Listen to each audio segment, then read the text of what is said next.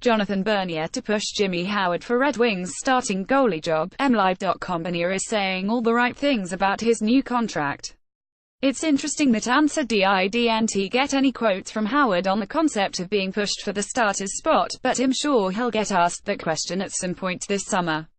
Answer also mentions that if Howard plays well, he'll likely get offered an extension by Detroit. Personally, I'd prefer he plays well enough to get traded. Detroit Red Wings. Veterans important, but so is youth. Detroit Free Press. Just as a fun mental exercise, I want you to take these quotes from Ken Holland and attribute them to a new general manager who hasn't been crushing your ability to believe these words for years just to see how it feels. We are trying to transition from older people to younger people, general manager, name redacted, said Sunday afternoon. We signed some veteran players because it's important we have some veterans around our kids, but at the same time, it's important that those kids get an opportunity. We believe we can make both things happen.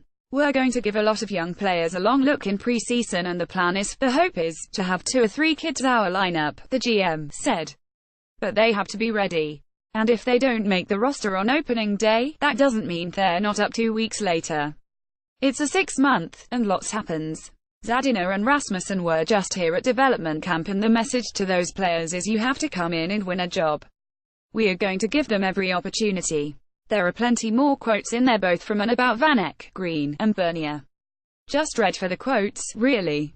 Tavares Encyclopedia Epilogue. What I learned from 2 years in limbo. Lighthouse Hockey. This is such a heartbreaking story, but it really hit home for me on the importance of fan blogging and the emotional cost that can be associated with writing your passion like this.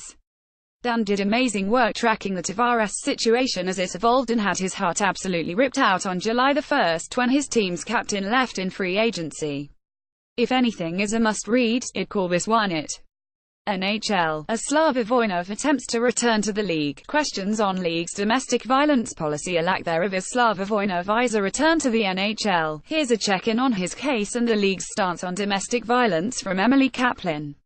It covers a ton of angles from a fact-based standpoint. My personal opinion is he shouldn't be allowed to play, and my knowledge of the CBA tells me the league is within their CBA-mandated rights to push a suspension which would make him ineligible. Although the NHLPA could get an independent arbitrator to rule, I believe the league would win such an arbitration case.